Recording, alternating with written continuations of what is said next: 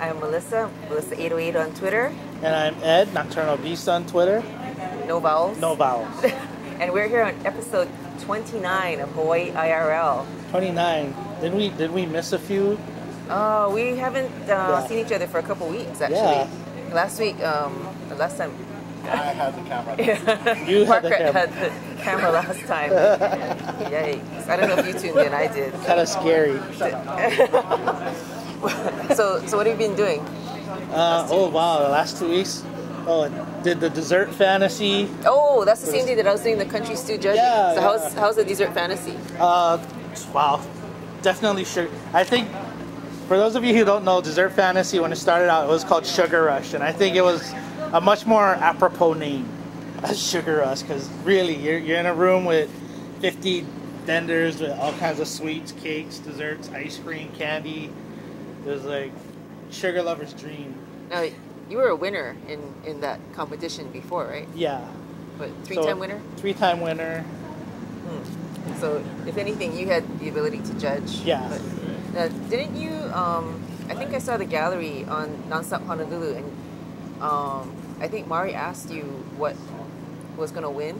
Yeah. And you called it, right? Yeah. I called the Critics' Choice. Cool.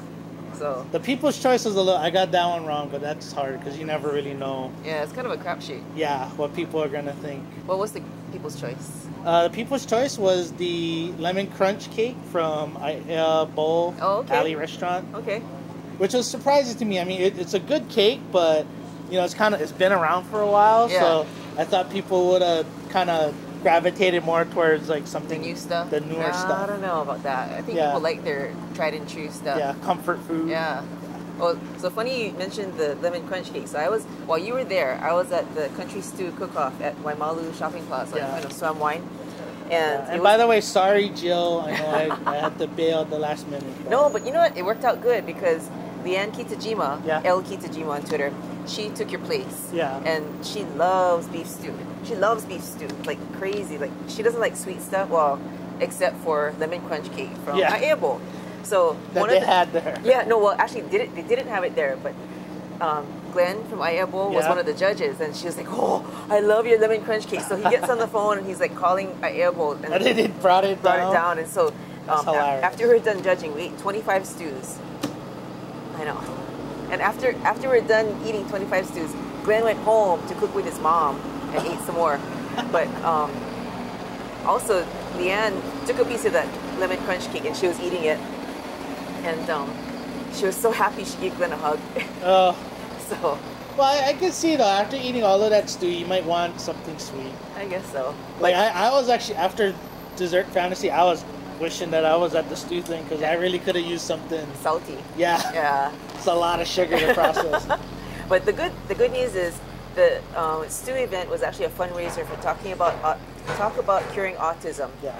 And they raised over $3,000 for that. And in Jill's mind, it was like, oh, that's all, $3,000. But that actually accounted for 33% of all of their fundraising for the year. Wow. So that was no small potatoes for them. So thank you, everybody.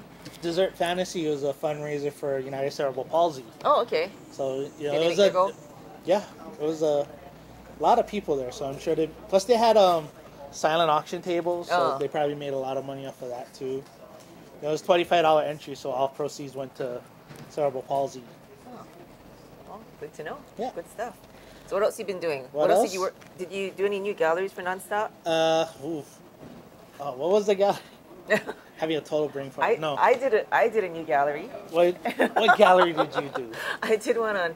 Thank you for asking. Yeah, thank you for asking. I did one on where to take your out-of-town guests. And, because we get asked that all the time because we eat everywhere all the time, right, for Nonstop. And people are always like, oh, I got these family coming into town and I got to take them to lunch someplace that has local food, but they got kids, Yeah. So you got to think of someplace that has something that's different from the mainland but is good for kids, or sometimes I have visitors from the Midwest who want to get together and they're like, oh, I love sushi, but they don't really. Yeah. So they like Genki sushi. No, not even. Not even Genki? Because they don't want raw stuff. I think they think of California roll. Oh, geez. You know, With like the artificial crab and... yeah. So one of my top recommendations for that is actually shokudo, because which I love. One of my I know that's one of your favorites, but you know, because they have cooked sushi, right? Yeah. They don't have the typical raw stuff. Yeah. Like, they do if you want it, and it's also a good place for kids. And then another place that was at the top of my list is Genius Lounge. Not so much for the people with kids or stuff, but just some place to chill. Yeah, it's a great different. hangout. Yeah. Nice ambiance. Yeah. Very chill. And I didn't know this, but the day that my gallery ran, which was Tuesday, was Genius Lounge's first anniversary. Really? That's surprising to me. Isn't that crazy? Because I've always thought that it's just always been there. Yeah, I know. You know, I didn't think it had only been there a year. I would have thought at least 5. Yeah. But The way the years have been going by. Yeah. So. You might want to tell Bruce's audience, or tell them that we're awesome. Yeah. Tell them to go check out your blog, because that's a lot of... Oh, okay, yes. Yeah. So for Bruce's audience, my blog is... Explain who Bruce is. Okay. Oh, Bruce. You explain it. Bruce. Okay, Who is Bruce? So Bruce is one of our friends. He does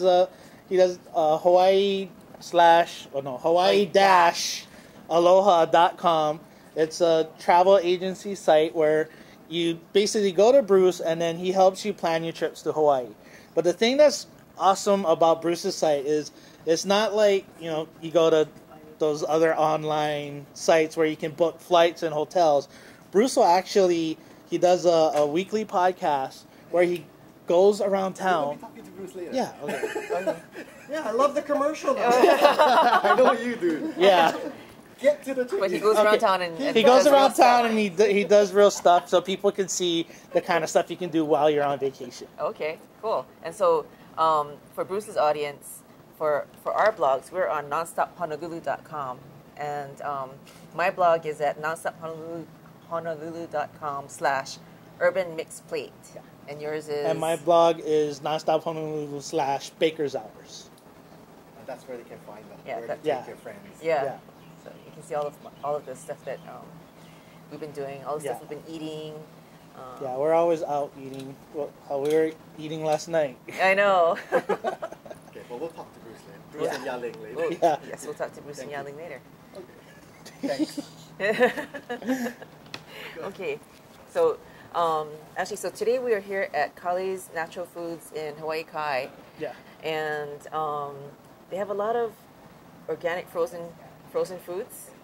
They have a lot of vegan stuff, and for Nonstop Mari's sister on the mainland, they have gluten-free products too. So Well, that's kind of cool. The thing that grabbed me about Kale's is just, you know how when you go to like any natural food place, it smells very medicinal because of all of the vitamins and stuff they have in there.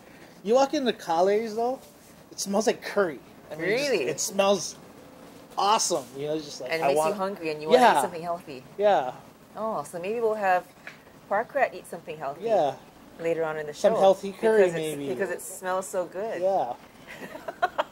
Well, you know, you've already expanded his palate because I know you baked some chocolate chip cookies the other night, and you made some with truffle salt. Yeah, I you decided to sucker. experiment. So I was going to tell you it tasted a little bit salty. yeah, I know, but it's not the salt so much. Truffles have this earthy flavor. Yeah. And it's...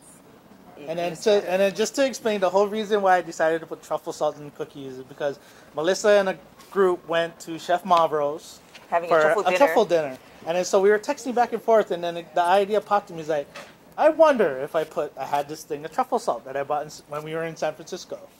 That So I forced you to buy. Yeah, you're like the worst Chinese broad ever I because you know. like to spend money. Oh, there it is. Yeah. Oh, here they are. I know. Park Rat dropped them. So. What? In a fit of rage when you found out that they were full of Well, truffle no, this salt? is the first time you found out about it. I hadn't told him yet. Oh, Look, now you understand. the evil laugh. He's hungry. See, but he said they were good, and he liked them. We've expanded your horizons once again. 30 seconds. Okay, so looking forward to going into Kale's Natural Foods and Oh, we got Kale next. checking out what's going on. Yeah. So, We got Kale oh, we got Kale next. Kale? Yeah, Yeah, we'll get so- to Kale.